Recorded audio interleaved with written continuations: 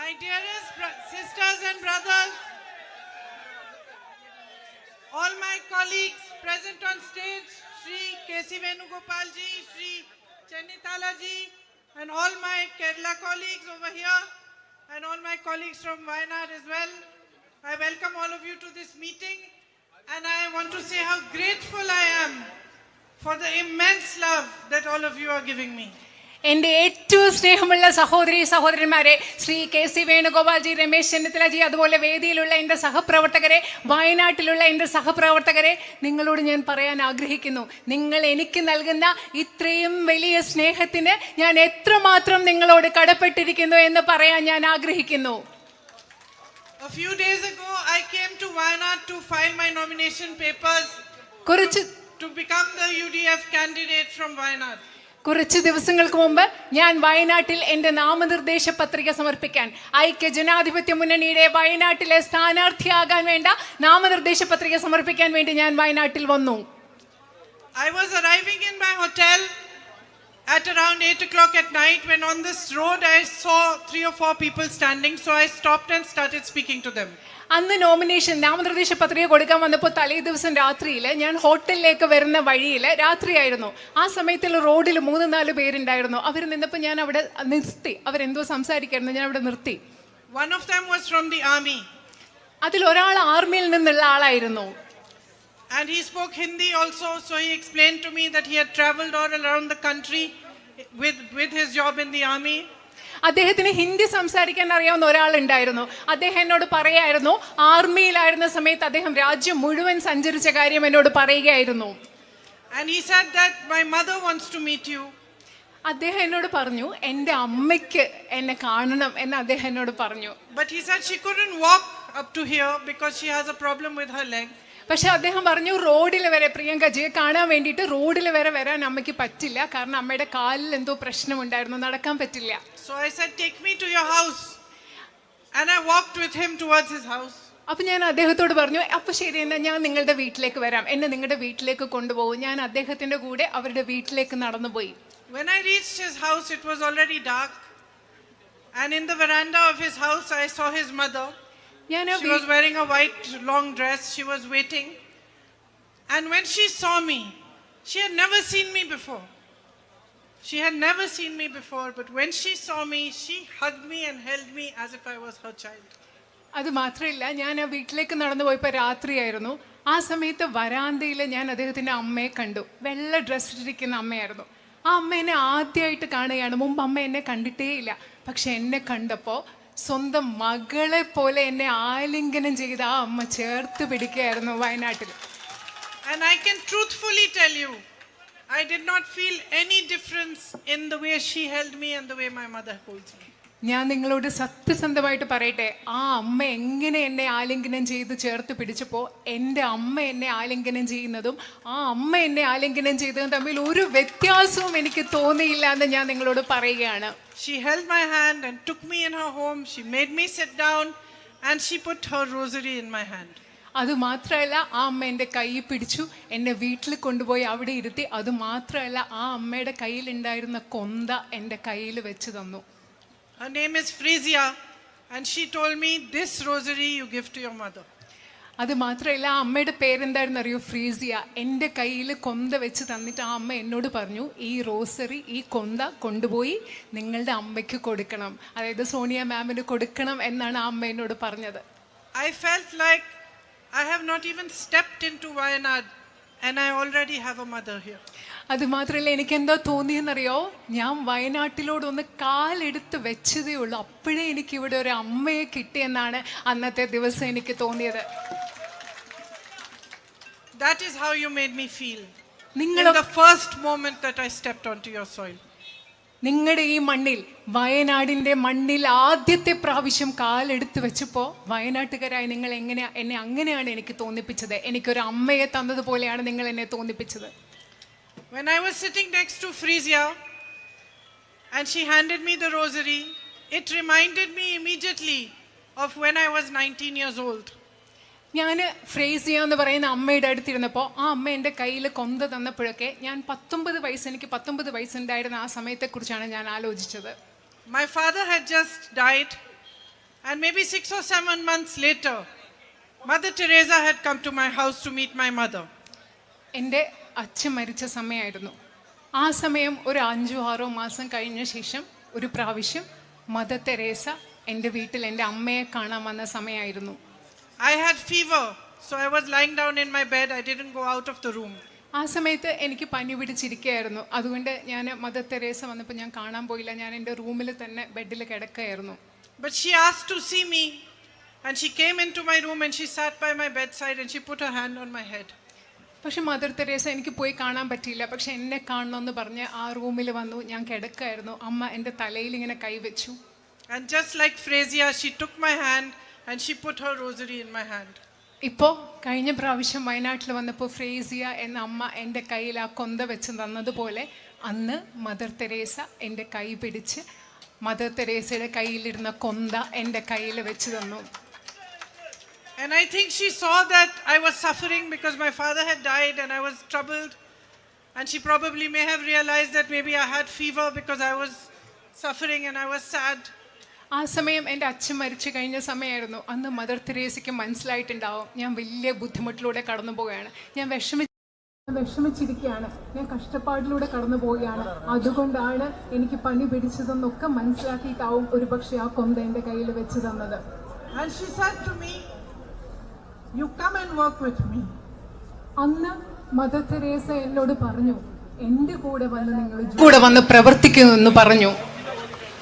So about 5 or 6 years later, after I got married and I had my own home, I went to work with Mother Teresa's sisters in Delhi.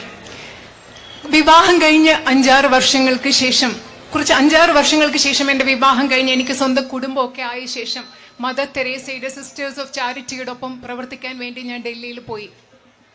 So I started, my job was to teach the little children there some English and some Hindi. എൻ്റെ ആദ്യത്തെ അവിടുത്തെ തൊഴിൽ mother തെരേസയുടെ സന്യാസി സമൂഹത്തോട് ചേർന്ന് പ്രവർത്തിക്കുമ്പോൾ അവിടെയുള്ള കൊച്ചു കുട്ടികളെ ഇംഗ്ലീഷ് പഠിപ്പിക്കുക, ഹിന്ദി പഠിക്കുക എന്നൊക്കെയുള്ള ജോലി ചെയ്താണ് ഞാൻ അവിടെ തുടങ്ങിയത്. This is the first time that I'm talking about this in public, but it has a context. ഞാൻ ജീവിതത്തിൽ ആദ്യമായിട്ടാണ് ഒരു പൊതുവേദിയിൽ ഇത്തരം കാര്യങ്ങളെക്കുറിച്ച് ഈ കാര്യങ്ങളൊക്കെ പറയുന്നത്. പക്ഷേ ഇന്ന് നിങ്ങളോട് അത് പറയാൻ ഒരു സാഹചര്യമുണ്ട്. So my job was to teach the children, but on Tuesdays we also cleaned the bathrooms. We washed and mopped the floors. I helped to cook the food sometimes. Sometimes we taught them how to paint. Sometimes we took them for outings. കുട്ടികളെ പഠിപ്പിക്കുകയായിരുന്നു എൻ്റെ ജോലി. പക്ഷെ ചില ദിവസങ്ങളിൽ എനിക്ക് പാചകം ചെയ്യേണ്ടി വരും. ചൊവ്വാഴ്ച ദിവസങ്ങളിൽ പാചകം ചെയ്യണം, അവിടെയൊക്കെ വൃത്തിയാക്കേണ്ടി വരും. കുട്ടികളെ ചിലപ്പോൾ പെയിൻറ് ചെയ്യാൻ പഠിപ്പിക്കേണ്ടി വരും, ചിലപ്പോൾ ഈ കുട്ടികളെ കൊണ്ട് പുറത്തു പോകേണ്ടി വരും. ഇതൊക്കെയാണ് അവിടെ ചെയ്തിരുന്നത്. And by working with them, I began to understand their suffering and their pain and what service means. അവരോടൊപ്പം പ്രവർത്തിക്കുമ്പോൾ, മദർ തെരേസയുടെ സന്യാസി സമൂഹത്തോടൊപ്പം പ്രവർത്തിക്കുമ്പോൾ എനിക്ക് മനസ്സിലായി കഷ്ടപ്പാട് എന്താണ്, ദുഃഖം എന്താണ് എന്ന് മനസ്സിലായി. അതുപോലെ സേവനം എന്താണ് എന്ന് എനിക്ക് ആ സമയത്ത് മനസ്സിലായി. And how a community can support those who have less, those who are suffering, those who are in trouble. അതുപോലെ അന്ന് എനിക്ക് മനസ്സിലായി എങ്ങനെയാണ് ഒരു സമൂഹത്തിന് ഒരുമിച്ച് ചേർന്ന് നിന്നുകൊണ്ട് കഷ്ടപ്പെടുന്നവരെ, നമ്മളെക്കാൾ കുറച്ചുള്ളവരെ, ബുദ്ധിമുട്ടുള്ളവരെ എങ്ങനെയാണ് സഹായിക്കാൻ പറ്റുക എന്ന് എനിക്ക് മനസ്സിലായി. When I came here with my brother after the terrible landslide, കഴിഞ്ഞ പ്രാവശ്യം ചൂരൽ മലയിലെ ഏറ്റവും വലിയ അവിടുത്തെ ഉണ്ടായ ബുദ്ധിമുട്ടിന് ശേഷം, അവിടുത്തെ മണ്ണിടിച്ചിലിന് ശേഷം ഇവിടെ വന്നപ്പോൾ, എൻ്റെ സഹോദരൻ്റെ കൂടി വന്നപ്പോൾ അതെനിക്ക് മനസ്സിലായി. I immediately recognized the way the community came together to help people. ഇവിടെ വന്നപ്പോൾ എനിക്ക് പെട്ടെന്ന് മനസ്സിലായി എങ്ങനെയാണ് വയനാട്ടിലെ ഒരു സമൂഹം മുഴുവൻ ബുദ്ധിമുട്ട് അനുഭവിക്കുന്ന ജനങ്ങളെ സഹായിക്കാൻ വേണ്ടി ഒരുമിച്ച് വന്നതെന്ന്. I saw that each one of you, no matter what religion you were from, no matter what your profession was, each one of you did whatever you could to help the other. നിങ്ങൾ ഓരോരുത്തരും നിങ്ങളുടെ മതം എന്തായിക്കൊള്ളട്ടെ, നിങ്ങളുടെ തൊഴിൽ എന്തായിക്കൊള്ളട്ടെ, ആ സാഹചര്യത്തിൽ ബുദ്ധിമുട്ടുന്നവരെ കഷ്ടപ്പെടാൻ നിങ്ങൾ ആവുന്നത് നിങ്ങൾ ഓരോരുത്തരും ചെയ്തതാണ് എനിക്ക് കാണാൻ സാധിച്ചത്. Many times in situations like this where there are disasters, you also see human greed. You see people trying to be greedy or taking more away from those who are suffering. I never saw that over here. നിങ്ങൾക്കറിയാം, ഇതുപോലെയുള്ള പ്രകൃതിക്ഷോഭങ്ങൾ ഉണ്ടാകുമ്പോൾ പലയിടത്തും മനുഷ്യരുടെ അത്യാഗ്രഹം നമ്മൾ കാണാറുണ്ട്. മനുഷ്യർ പലതും മറ്റുള്ളവർക്ക് ആവശ്യമുള്ള കാര്യങ്ങൾ എടുത്തു പോകുന്നത് കാണാനുണ്ട്. പക്ഷേ ഞാനത് ഒരിക്കലും മനുഷ്യൻ അത്യാഗ്രഹത്തോടെ പെരുമാറുന്നത് ഞാൻ വയനാട്ടിൽ കണ്ടില്ല. Even the youngest of children who had lost their entire families had a lot of dignity.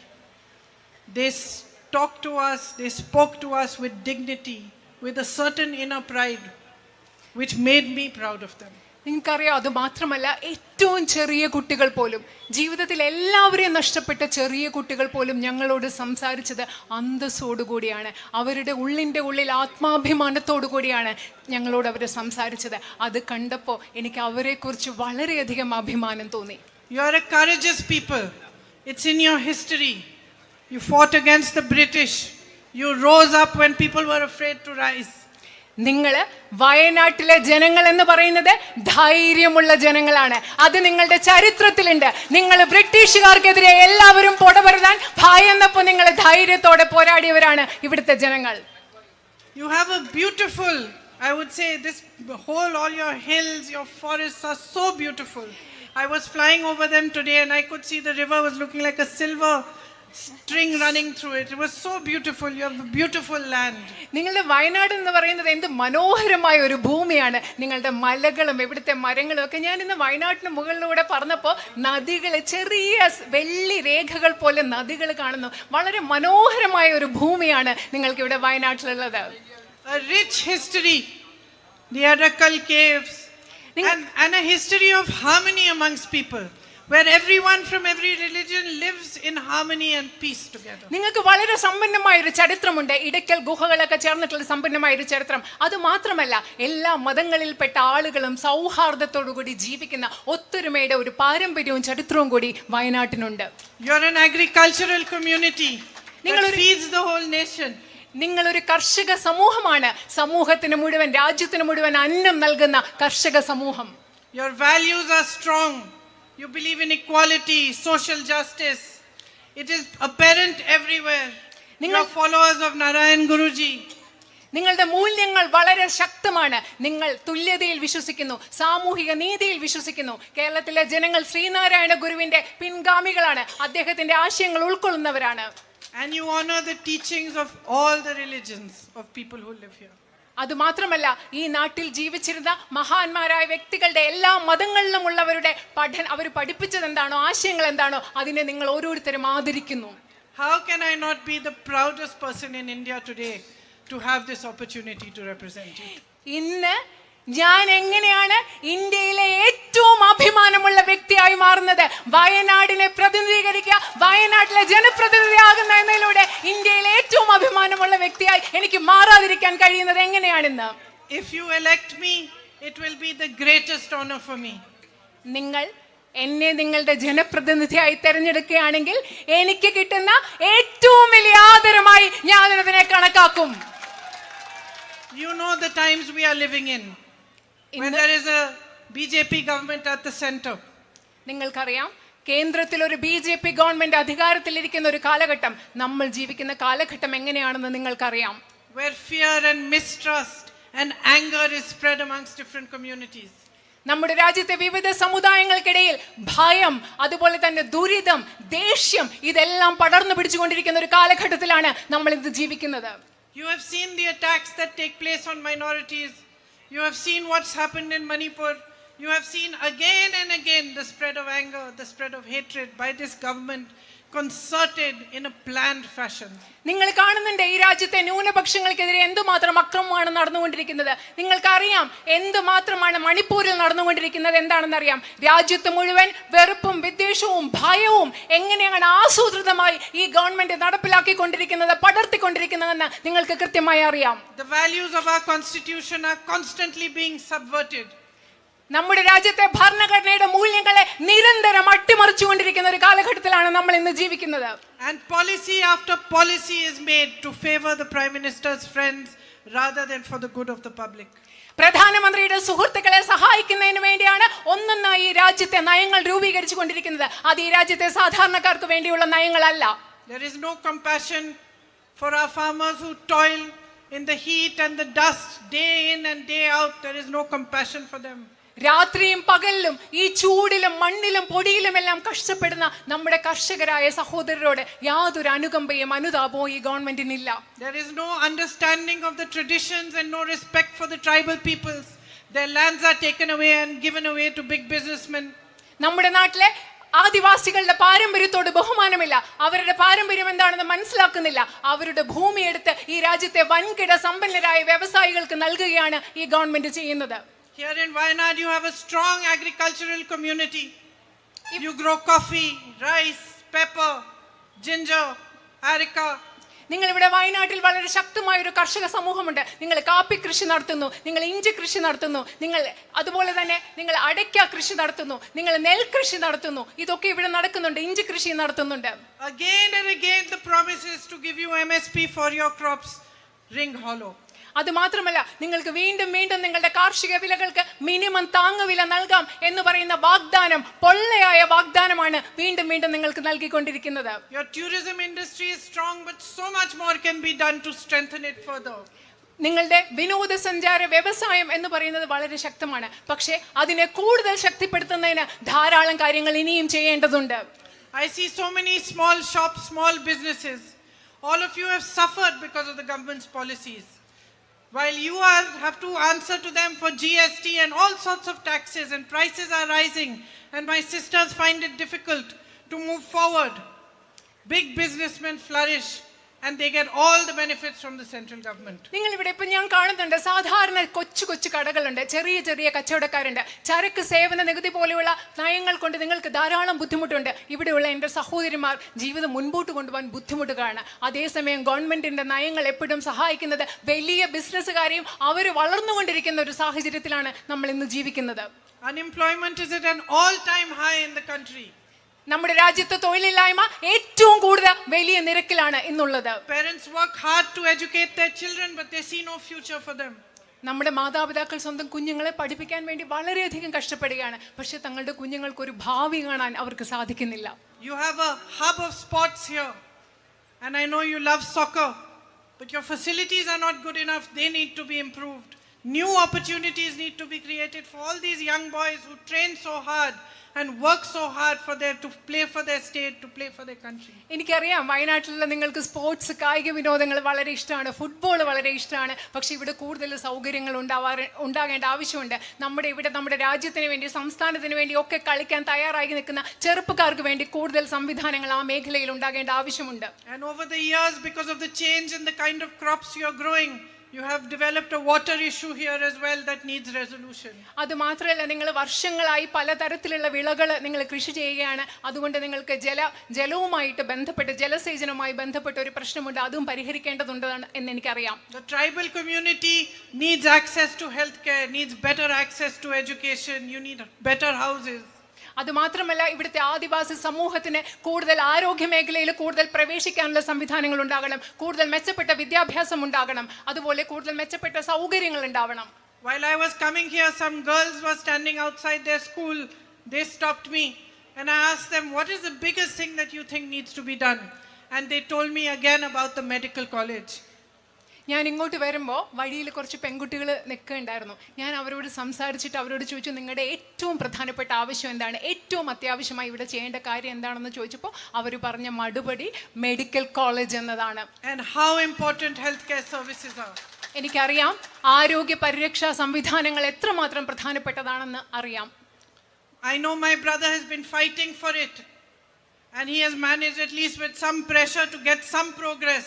But I promise you to fight as hard as him, if not harder, so that they should provide you with the facilities. എനിക്കറിയാം, എൻ്റെ സഹോദരൻ എന്നോട് അതിനെക്കുറിച്ച് പറഞ്ഞിട്ടുണ്ട്. വയനാട്ടുകാർക്ക് ഒരു medical college കിട്ടുന്നതിന് വേണ്ടി എൻ്റെ സഹോദരൻ ഒരുപാട് കഷ്ടപ്പെട്ടിട്ടുണ്ട്. പക്ഷേ അദ്ദേഹത്തിന് അതിൽ കുറച്ചെങ്കിലും പുരോഗതി ഉണ്ടാക്കാൻ സാധിച്ചു എന്ന് എനിക്ക് കരുതുന്നു. ഞാൻ എൻ്റെ സഹോദരനെ എത്രമാത്രം വയനാട്ടിലെ മെഡിക്കൽ കോളേജിന് വേണ്ടി പ്രവർത്തിച്ചു, അതുപോലെ ശക്തമായി നിങ്ങൾക്ക് മെഡിക്കൽ കോളേജ് ലഭ്യമാക്കാൻ ഞാൻ പ്രവർത്തിക്കുമെന്ന് നിങ്ങൾക്ക് ഉറപ്പ് നൽകുന്നു.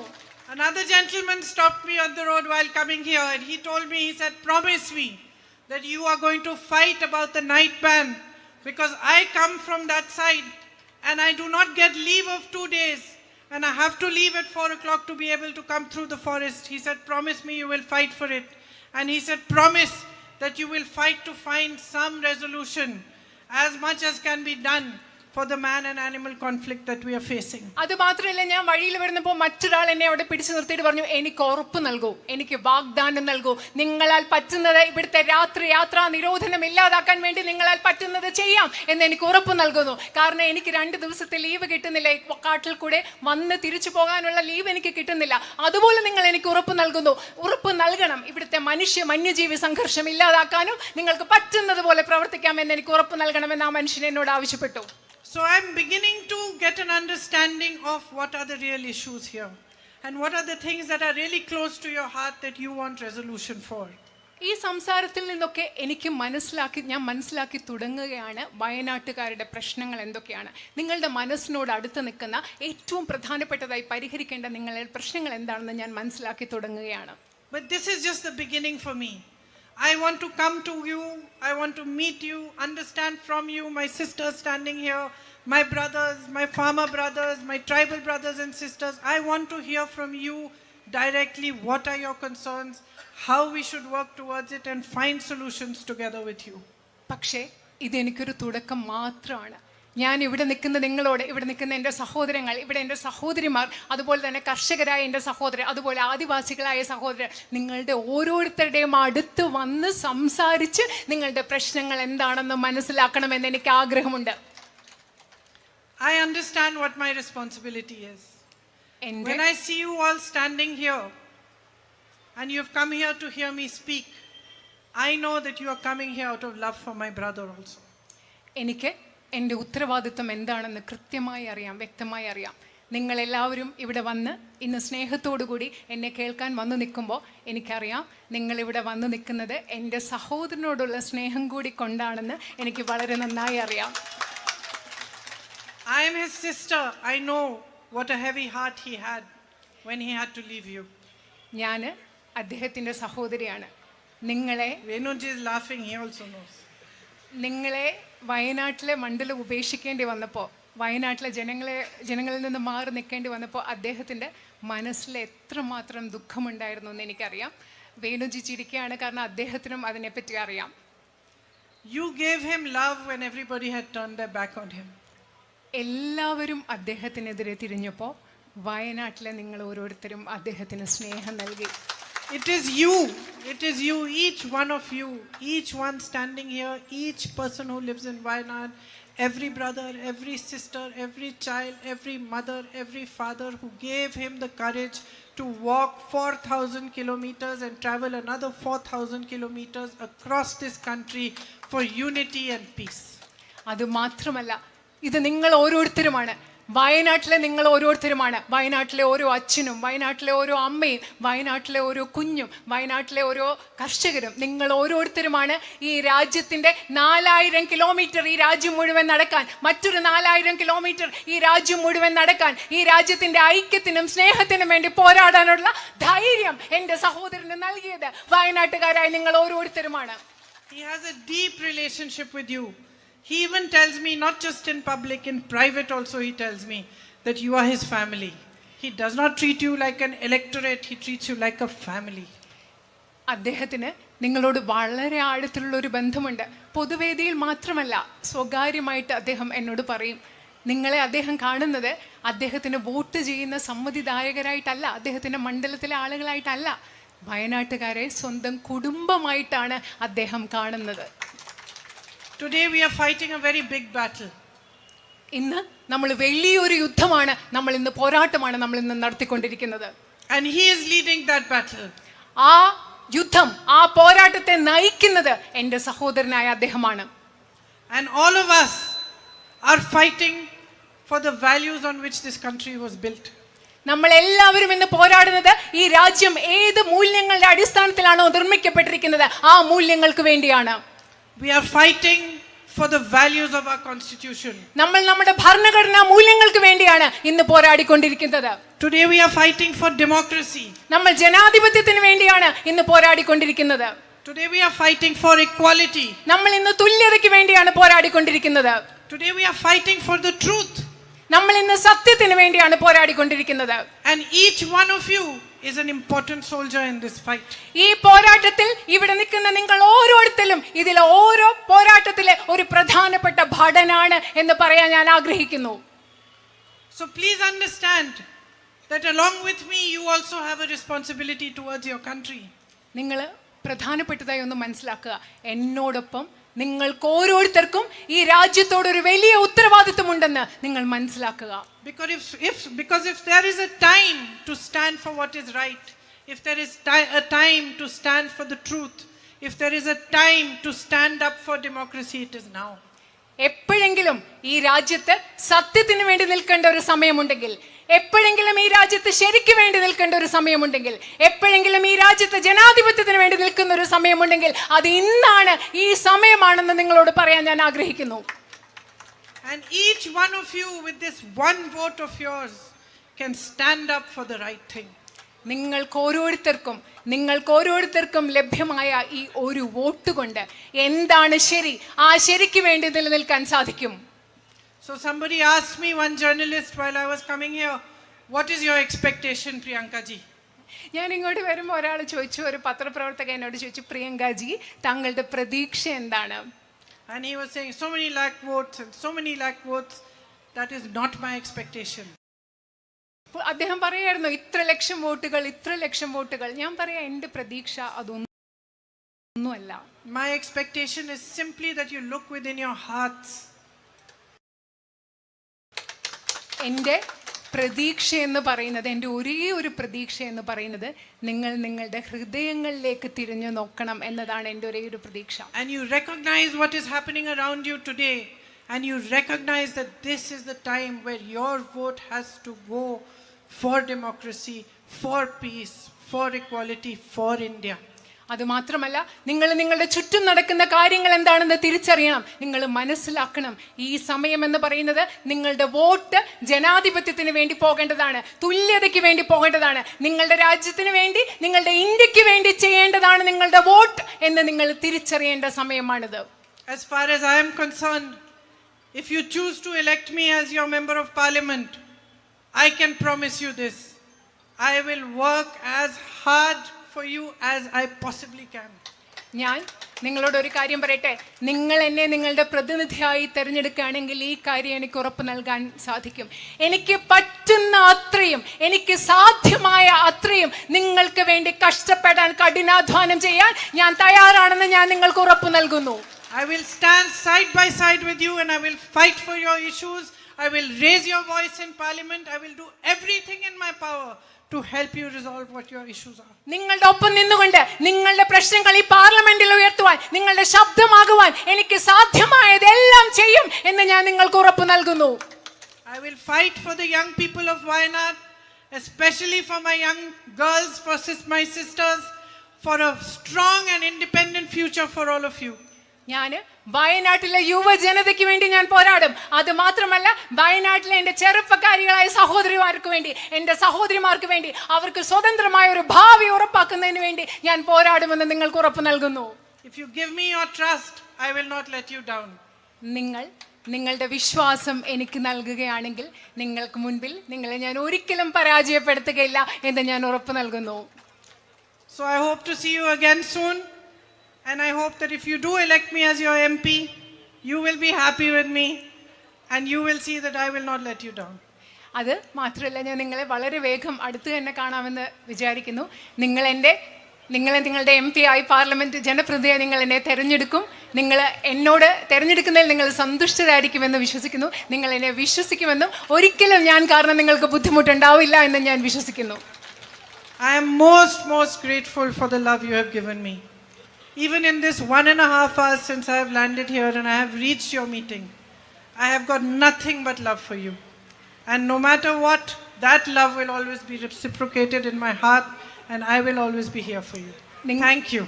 നിങ്ങൾ എനിക്ക് നൽകിയ സ്നേഹത്തിന് ഞാൻ വളരെയധികം വീണ്ടും പറയാണ്, വളരെയധികം കടപ്പെട്ടിരിക്കുകയാണ്. ഇവിടെ വന്നിട്ട് ഇങ്ങോട്ട് വന്ന 1.5 മണിക്കൂർ എനിക്ക് നിങ്ങൾ സ്നേഹം മാത്രമേ തന്നിട്ടുള്ളൂ. എല്ലാ കാലത്തും എൻ്റെ ഹൃദയത്തിൽ ആ സ്നേഹമുണ്ടാകും. എന്ത് സംഭവിച്ചാലും ഞാൻ ആ സ്നേഹം നിങ്ങൾക്ക് തിരിച്ചു തരും. നിങ്ങളുടെ കൂടെ ഞാൻ ഉണ്ടായിരിക്കും എന്ന് ഉറപ്പ് നൽകുന്നു. നന്ദി. Thank you.